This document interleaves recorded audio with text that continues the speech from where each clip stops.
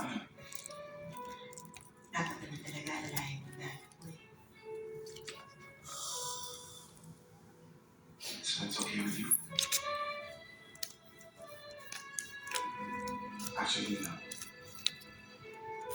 kinakabahan nga ako eh. Dahil,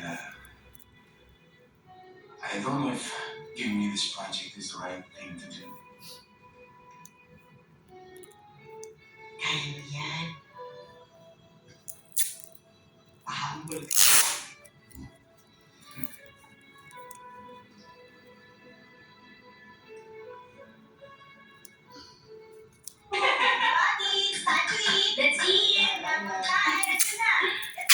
Ay, naku anak, kahit ano pang sabihin mo, nalulula ko rin ako sa laki nitong pamamahay nyo. Bakit dadalawa lang kayo? Sige, masunod. Hindi ba kayo nagkalo? Ay, naku, tita. Kapag nagkaanak yung mga yan, eh, di magpupuno na itong bahay. Wala, buhay na.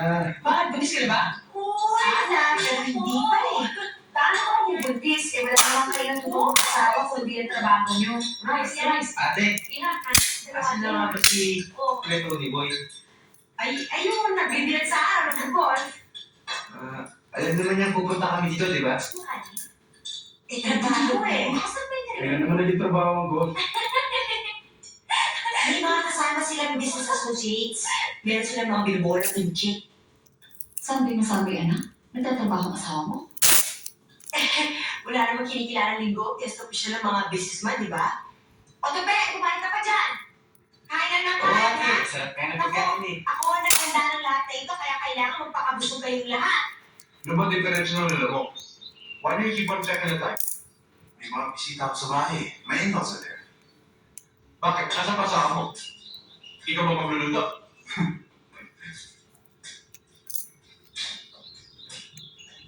Oh, Brian. Nagkasala na ba kayo niyo, kuya? You should have heard what he had to say. Oh, Nabasa niya yung sinulat ng wife mo sa Guardian. what do you mean? In-expose ni Rhea yung dealings between Joe Molina and Mayor Palileo na binigyan siya ng permit para gamitin ang Pulag River as his chemical dump site. Apparently, nagre-react yung mga ecology group. Teka lang. What you're telling me now is, Galit na galit si Joe Molina. He doesn't even want to talk to us. Tony Boy, ano na naman ang pinaggagawa ng asawa mo?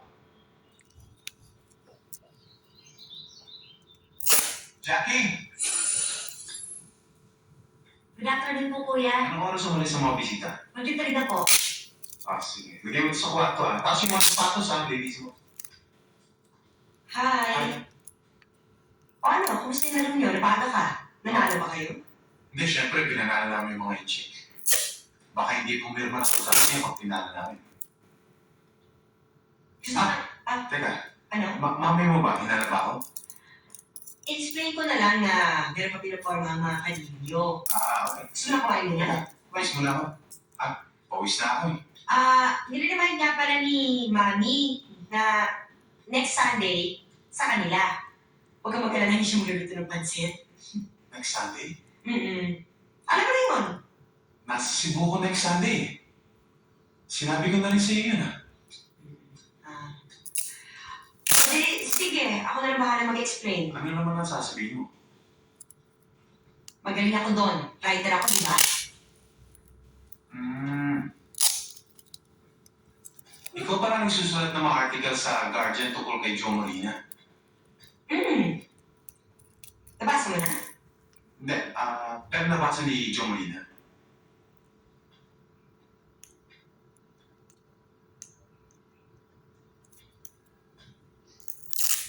So, kilala mo pala yung gagong yun.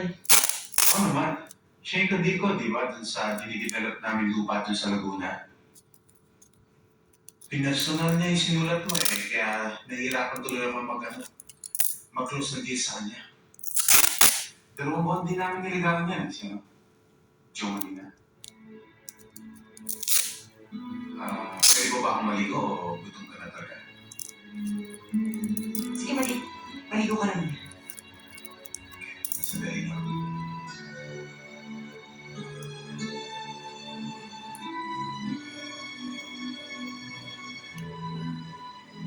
Ikaw ang nagsimula ng series ang Pulag River pagkatapos ngayon ipapasa mo kay Jenny. Elin, si Jenny ko naman kasama ko. Kahit na, ikaw nagpasimuno ng investigasyon na yan. Meron naman ang ibang pwedeng gawin. Pagkatapos ano? Bibitawan mo the moment na may tamaan na kaibigan o kanegosyo ng asawa mo ng kanyang pamilya? Iset mo nga ako. Napaako mo ah. Matagal ang niligawan pero bumigay din. That's what I'm saying. Ikaw na ipadadala ko sa Singapore at sa Melbourne. Yan ah, pinasa ko na siya yan. Sandali. Dad, baka naman. Kung nakaya mo si Joe Molina, madali na itong ipagagawa ko sa'yo. Kailangan ko lamang ng isang taong mapagkakatiwalaan para sa negotiations, para sa pagsasara ng conditions at dealings natin. Tama-tama. Pagpunta ninyo doon sa dinner para kay Stephen Lim, pwede na natin pag-usapan yung mga detalye. You know what, Ria? I have this friend who just arrived from Milan. And she brought with her a lot of beautiful clothes. Sino yun si Emily? Yes. Marami na akong pinareserve para sa akin. But there's this one dress na pinareserve ko para sa'yo. She has different brands like Jill Sanders and the likes. But there's this one Armani dress that I'm so sure will suit you fine. Thank you. Pero meron na ako pinagkukuhanan ko ng damit. Well, you can always take a look, Ria. Kung ayaw mo din. Thank you. Ikaw talaga, Alice, oh.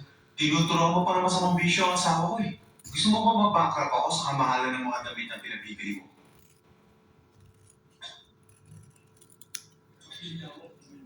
Ito maganda to. Magkano? Thousands? Magkano? Kung hindi ko rin masusuot to, pag sinuot ko to di rin ako makakaupo. Eto na lang kaya! Magkano? Mas mahal. Ay naku, isusuka na ako ng tatay ko niya sa mga presyo ng mga damit dito.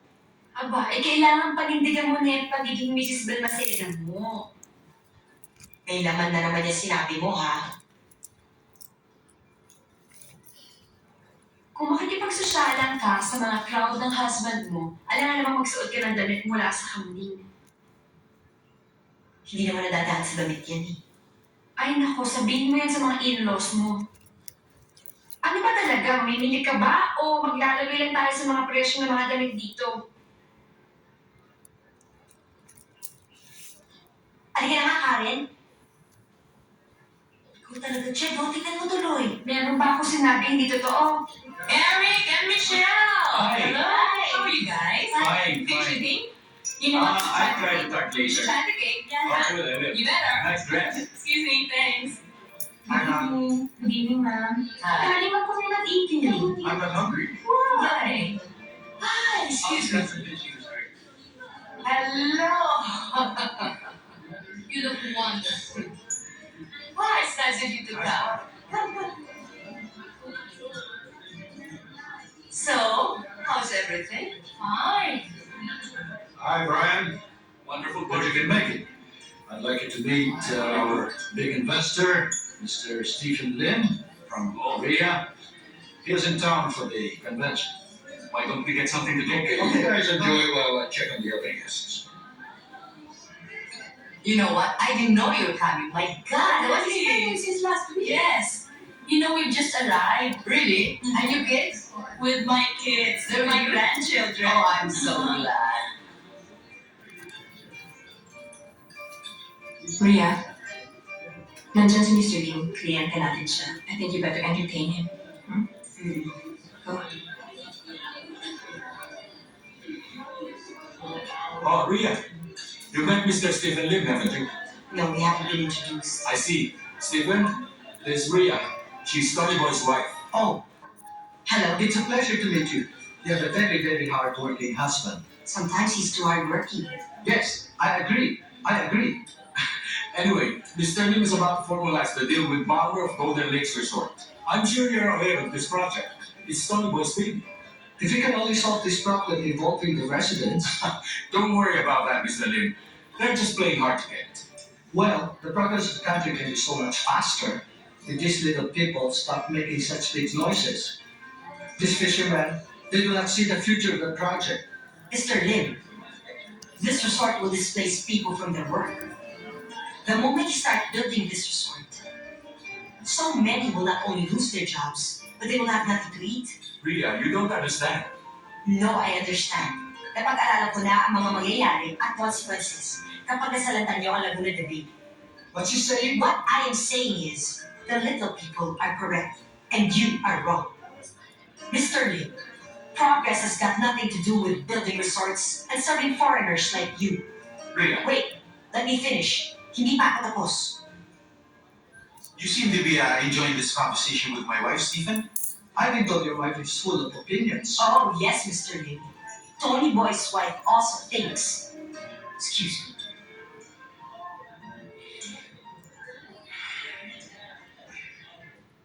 Hoy, awat na yan. Baka nahanap ka na ng asawa mo. Ako, wala pa yun sa bahay. Meron pa yung mga inuutong mapagkakapatan. Oo, di tamang-tama. Bakla, join ka na sa amin. Meron ngayong concert ng isang banda. Binigyan ako ng maraming compli. May spare pa ako dito. Tara na. Sige na, kayo na lang. Meron pa akong tinatapos itong article eh.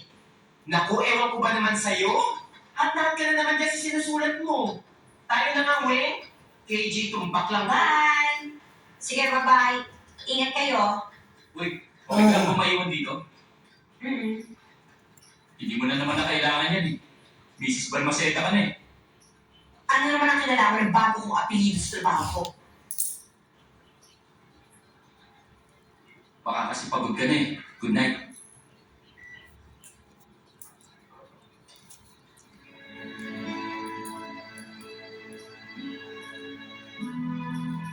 Nananadya ka ba? Anong gusto mong palabasin nung sinulat mo tong article na to? Tinira mo si Stephen Lim. Hindi ko siya tinira. Sinabi ko lang na Na ano? Dahil sa resort na itatayo, marami pamilyang mawawalan ng trabaho, mawawalan ng makakain, mawawalan ng kung ano-ano.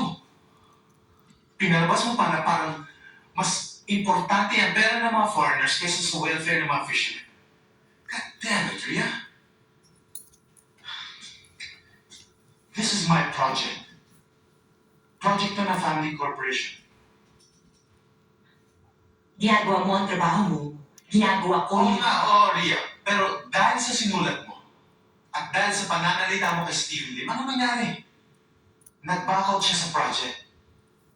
Ah, we need his money more than he needs us. Mahirap bang intindihin yun? After all these months, Eh ako, naiintindihan mo rin ba ako?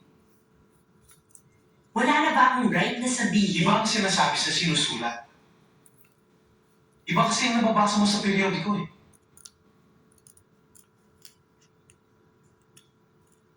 Do you know kung anong sinabi sa akin ni Daddy?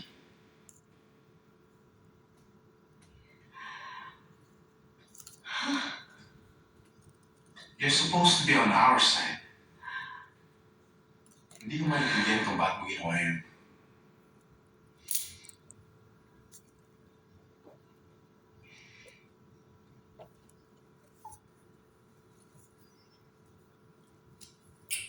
Alam mo ba, ang hirap ng kalagayan ko eh. Asawa kita.